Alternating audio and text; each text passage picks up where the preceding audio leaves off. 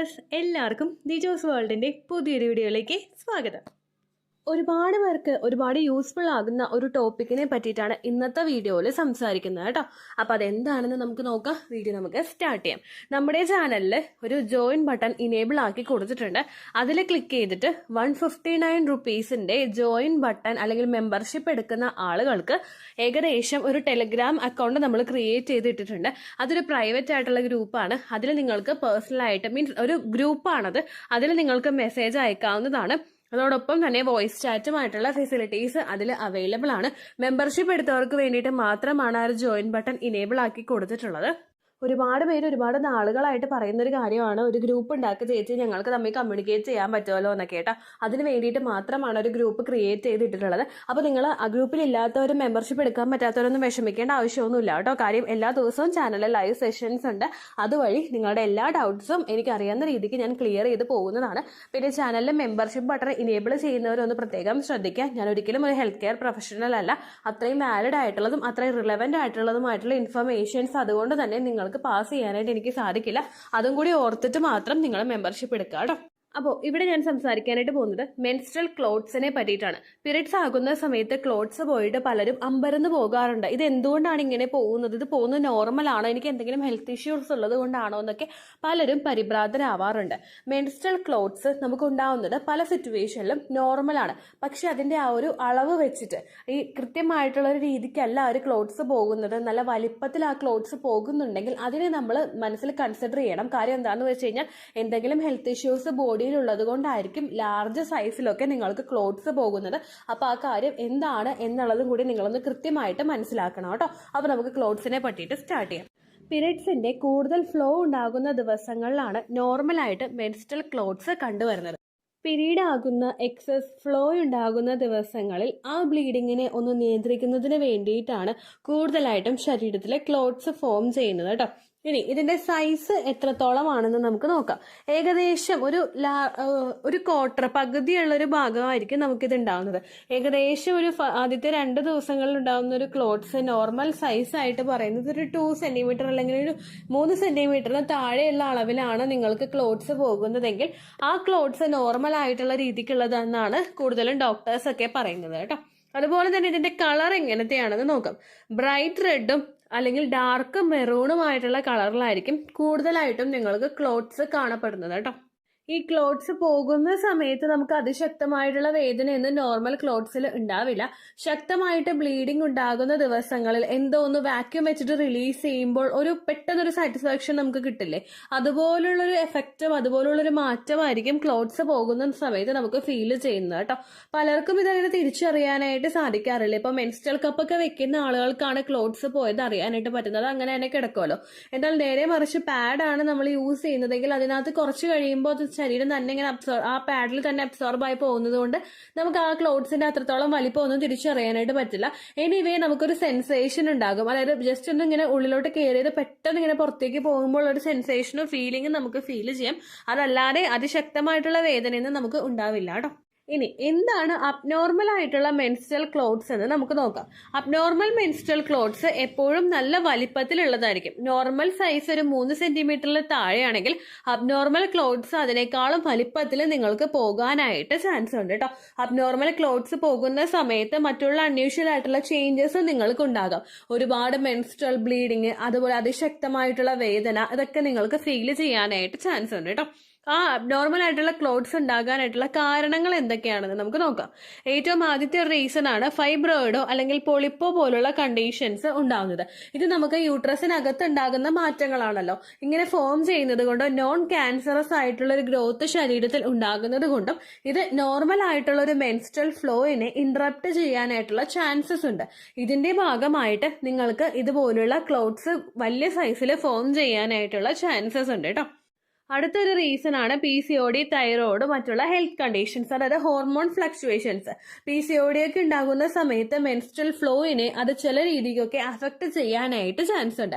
Continuous ആയിട്ട് അതുകൊണ്ട് തന്നെ PCODയുടെ ബുദ്ധിമുട്ടുകൾ ഉണ്ടാകുന്ന ആളുകൾക്ക് ഈ ഒരു കണ്ടീഷനിൽ ക്ലോത്ത്സ് ഉണ്ടാകാനായിട്ട് ചാൻസ് ഉണ്ട്. PCODയും തൈറോയ്ഡും ഒക്കെ ഉണ്ടാകുന്ന സിറ്റുവേഷൻസിൽ അത് കൺട്രോൾ ചെയ്യാൻ വേണ്ടിയിട്ട് മെഡിക്കേഷൻസ് നിങ്ങൾ എടുക്കുകയാണെങ്കിൽ അതിന്റെ ഫലമായിട്ടും അതുപോലെ വെയിറ്റ് ലോസിനും ഫാറ്റ് ബേൺ ചെയ്യാനും വേണ്ടിയിട്ടുള്ള കാര്യങ്ങൾ കാര്യങ്ങൾ നിങ്ങൾ ചെയ്യുവാണെങ്കിൽ അതിന്റെ ഹെൽപ്പ് കൊണ്ടും നിങ്ങൾക്ക് ഇത്തരത്തിലുള്ള ക്ലോട്ട്സ് ഫോം ചെയ്യുന്നതിനെ കുറയ്ക്കാനായിട്ട് സാധിക്കും കേട്ടോ. അടുത്തൊരു റീസൺ ആണ് എൻഡോമെട്രിയോസിസ് എന്ന് പറയുന്നത്. നമ്മുടെ എൻഡോമെട്രിയം ടിഷ്യൂസ് യൂട്രസിൽ വളരാതെ മറ്റുള്ള ട്യൂബില്, ഓവറീസില്, മറ്റു പുറമേയുള്ള ഭാഗങ്ങളിലൊക്കെ ഗ്രോ ആകുന്നതാണ് എൻഡോമെട്രിയോസിസ്. അല്ലെങ്കിൽ അതുപോലെ തന്നെ ഉണ്ടാകുന്ന മറ്റൊരു കണ്ടീഷനാണ് അഡിനോമയോസിസ്. ഈ ഒരു ബുദ്ധിമുട്ട് നിങ്ങൾക്കുണ്ടെങ്കിലും അത് ശക്തമായിട്ടുള്ള വലിപ്പത്തിലൊക്കെ വേദനയോട് കൂടിയിട്ട് ക്ലോട്ട്സ് പോകാനായിട്ടുള്ള ചാൻസസ് ഉണ്ട് കേട്ടോ. അടുത്ത റീസൺ ആണ് നമ്മൾ കോൺട്രാസെപ്റ്റീവ് പിൽസ് എന്തെങ്കിലും എടുക്കുന്നുണ്ടെങ്കിൽ. ചില സിറ്റുവേഷൻസിൽ ഡോക്ടേഴ്സ് കോൺട്രാസെപ്റ്റീവ് പിൽസ് കുറച്ച് നാളത്തേക്ക് കൊടുക്കാറുണ്ട്. ഇങ്ങനെ ഈ മെഡിസിൻസ് എടുത്തിട്ട് തൊട്ടടുത്ത സമയം നിങ്ങൾക്ക് ബ്ലീഡിംഗ് ഉണ്ടാകുമ്പോൾ ആ സമയത്തും നിങ്ങൾക്ക് വലിയ ക്ലോട്ട്സ് ഫീൽ ചെയ്യാനായിട്ട് ചാൻസ് ഉണ്ട് കേട്ടോ. അടുത്ത് ഏറ്റവും കൂടുതൽ ക്ലോട്ട്സ് ഉണ്ടാകുന്നത് നമ്മുടെ മിസ്കാരേജ് ഉണ്ടാകുന്ന കണ്ടീഷൻസിലാണ്. ഏകദേശം ഒന്ന് നീണ്ടുപോയിട്ടുള്ള പ്രഗ്നൻസി ആണെങ്കിൽ, ഒരു 5 ആഴ്ചയുടെയോ 4 ആഴ്ചയുടെ ഒക്കെ ഗ്രോത്ത് ഉണ്ടായിട്ടുള്ള ഒരു പ്രഗ്നൻസി ആണെങ്കിൽ അതിന് അതിൻ്റെതായിട്ടുള്ള ഒരു വലിപ്പം ഉണ്ടാകും. ആ ക്ലോട്ട്സിൽ കൂടി നമുക്ക് ഇങ്ങനെ ബ്ലഡ് പോകുന്ന സമയത്ത് നിങ്ങൾക്ക് വളരെയധികം ശക്തമായിട്ടുള്ള വലിപ്പത്തിൽ തന്നെ നിങ്ങൾക്ക് ക്ലോട്ട്സ് ഫോം ചെയ്യാനായിട്ടുള്ള സിറ്റുവേഷൻസ് ഉണ്ട്. കെമിക്കൽ പ്രഗ്നൻസി ഉണ്ടാകുന്ന ആളുകൾക്ക് ഇതുപോലെ വലിയ വലുപ്പത്തിലൊന്നും ക്ലോട്ട്സ് ഉണ്ടായിക്കൊള്ളണമെന്നില്ല. കാരണം കെമിക്കൽ പ്രഗ്നൻസി എന്നത് ഉദ്ദേശിക്കുന്നത് ഏർലി സ്റ്റേജിൽ സംഭവിക്കുന്ന മിസ്കാരേജ് ആണ്. നമ്മൾ പോലും പ്രഗ്നന്റ് ആണ് എന്ന് തിരിച്ചറിയുന്നതിന് മുൻപ് തന്നെ പ്രഗ്നൻസി നഷ്ടമായി പോകുന്ന സിറ്റുവേഷൻ ആണ് ഈ കെമിക്കൽ പ്രഗ്നൻസി എന്ന് പറയുന്നത്. കെമിക്കൽ പ്രഗ്നൻസിയുടെ കണ്ടീഷൻ ഉണ്ടാകുന്ന സമയത്ത് നിങ്ങൾക്ക് അങ്ങനെ വലിയ വലുപ്പത്തിലൊന്നും ക്ലോട്ട്സ് ഉണ്ടാകണമെന്നില്ല. നോർമൽ ക്ലോട്ട്സ് ആയിട്ടും ചിലപ്പോൾ നോർമൽ ആയിട്ടുള്ള ഫ്ലോയും ആയിരിക്കും ഉണ്ടാകുന്നത്. പക്ഷെ ഇതിപ്പോ അടുത്ത അബോർഷൻ എന്ന് പറയുന്നത് നമ്മൾ പ്രഗ്നൻസി ഡിറ്റക്ട് ചെയ്തു, ചിലപ്പോൾ നമ്മൾ സ്കാനിങ്ങിന് പോയി ഫസ്റ്റ് സ്കാനിങ്ങിൽ കണ്ടിട്ടുണ്ടാകും ഹാർട്ട് ബീറ്റ് കിട്ടാതെ ഇരിക്കുന്ന സിറ്റുവേഷനിൽ ചിലപ്പോൾ റിപ്പീറ്റ് സ്കാനിങ് ഒക്കെ പറഞ്ഞ കണ്ടീഷൻ ആയിരിക്കും. ഈ സമയത്തൊക്കെയാണ് നിങ്ങൾക്ക് മിസ്കാരേജ് ഉണ്ടാവുന്നതെങ്കിൽ ഇതിന്റെ ക്ലോട്ട്സ് കുറച്ചധികം വലിപ്പത്തിൽ തന്നെ നിങ്ങൾക്ക് കാണാനായിട്ട് സാധിക്കും കേട്ടോ. അപ്പോൾ നിങ്ങൾക്ക് നോർമൽ ക്ലോട്ട്സും അബ്നോർമൽ ക്ലോട്ട്സും എന്താണെന്ന് ഏകദേശം ഒരു ധാരണ കിട്ടിയിട്ടില്ലേ? ഇനി എപ്പോഴൊക്കെയാണ് ക്ലോട്ട്സ് ഉണ്ടാകുന്ന സമയത്ത് ഡോക്ടറെ കാണേണ്ടതെന്ന് നമുക്ക് നോക്കാം. ഞാൻ നേരത്തെ പറഞ്ഞതുപോലെ തന്നെ ഇതിന്റെ സൈസ് വളരെയധികം കുറവാണെങ്കിൽ നിങ്ങൾ ഡോക്ടറെ കാണേണ്ട ആവശ്യമില്ല. പക്ഷെ ഒരു 3 സെന്റിമീറ്ററിനേക്കാളും കൂടുതലൊക്കെ വലിപ്പം നിങ്ങൾക്ക് ക്ലോട്ട്സിൽ വരുന്നുണ്ടെങ്കിൽ ഉറപ്പായിട്ടും ഡോക്ടറെ കാണാനായിട്ട് നോക്കണം. അതുപോലെ തന്നെ ക്ലോട്ട്സ് പോകുന്ന സമയത്ത് ഹെവി ആയിട്ടുള്ള ബ്ലീഡിംഗ് നിങ്ങൾക്കുണ്ടെങ്കിൽ, അത് 7 ദിവസത്തിനേക്കാളും കൂടുതലായിട്ട് നിങ്ങൾക്ക് ഫ്ലോ വരുന്നുണ്ടെങ്കിൽ ഡോക്ടറെ കാണണം. ചില ആളുകൾക്ക് 1 മണിക്കൂർ കൂടുമ്പോൾ പാഡ് ചേഞ്ച് ചെയ്യേണ്ട സിറ്റുവേഷൻസ് ഉണ്ട്. ക്ലോട്ട്സ് പോകുന്ന അവസ്ഥയുമുണ്ട്. അങ്ങനെയുള്ളവർക്ക് പീരിയഡ്സ് അല്ലേ, ഫ്ലോ ഉണ്ടാകുമല്ലോ എന്നൊക്കെ വിചാരിച്ചിട്ട് നമ്മൾ ഇരിക്കേണ്ട ആവശ്യമില്ല. ഫ്ലോ ഒരുപാട് പോകുന്നുണ്ടെങ്കിൽ അപ്പോഴും നമ്മൾ ഡോക്ടറെ കാണേണ്ടത് അത്യാവശ്യമാണ്. 1 മണിക്കൂറിൽ ഒരു പാഡ് ചേഞ്ച് ചെയ്യേണ്ടതോ ഒരു ടാമ്പോൺ മാറ്റേണ്ടതായിട്ടുള്ള സിറ്റുവേഷൻ ഒരിക്കലും ഹെൽത്തി ആയിട്ടുള്ള ഒരു കാര്യമല്ല. അപ്പൊ എന്തെങ്കിലും റീസൺസ് അതിന്റെ പുറകിലുണ്ടോ എന്ന് നിങ്ങൾ മനസ്സിലാക്കണം കേട്ടോ. രണ്ടാമതായിട്ട് നിങ്ങൾ മനസ്സിലാക്കേണ്ട കാര്യം, അബ്ഡോമൻ പെയിനും പെൽവിക് പെയിനും ഭയങ്കര ഹെവി ആയിട്ട് ഉണ്ടാകുന്ന അവസ്ഥ. പീരിയഡ്സ് ആകുന്ന സമയത്ത് ചെറിയൊരു വേദനയൊക്കെ നമുക്ക് ഉണ്ടാകും. അതൊരിക്കലും അതിശക്തമായിട്ടുള്ളതോ നമ്മുടെ ഡേ ടു ഡേ ലൈഫിനെ അഫക്ട് ചെയ്യുന്ന തരത്തിലുള്ളതോ ആയിട്ടുള്ള വേദനയാകാതിരിക്കാൻ നിങ്ങൾ പ്രത്യേകം ശ്രദ്ധിക്കണം. ചില ആളുകളുണ്ട് പീരിയഡ്സ് ആകുന്ന സമയത്ത് ഒന്നും ചെയ്യാൻ പറ്റില്ല, സ്വന്തം കാര്യം പോലും ചെയ്യാൻ പറ്റാതെ തളർന്നു കൂടി കിടക്കുന്ന ആളുകളുണ്ട്. ചിലവർ അവരുടെ ജോലിക്ക് പോകാൻ വേണ്ടിയിട്ട് മറ്റുള്ള കാര്യങ്ങളൊക്കെ ചെയ്യാൻ വേണ്ടിയിട്ട് പെയിൻ കില്ലേഴ്സ് എടുക്കുന്ന സിറ്റുവേഷൻസും ഉണ്ട്. ഈ മെഡിസിൻസ് ഒക്കെ എടുക്കുന്നതിന് മുൻപ് നമ്മൾ പ്രത്യേകം ഒരു കാര്യം ശ്രദ്ധിക്കണം. ഈ ശക്തമായിട്ടുള്ള വേദന ഫേസ് ചെയ്യാൻ നമുക്കുണ്ടാവുന്നത് വേറെ എന്തെങ്കിലും ഇതിന്റെ ബിഹൈൻഡ് ആയിട്ട് ഹെൽത്ത് കണ്ടീഷൻസ് ഉള്ളത് കൊണ്ടല്ല എന്നുള്ള കാര്യം നിങ്ങൾ ഉറപ്പുവരുത്തണം കേട്ടോ.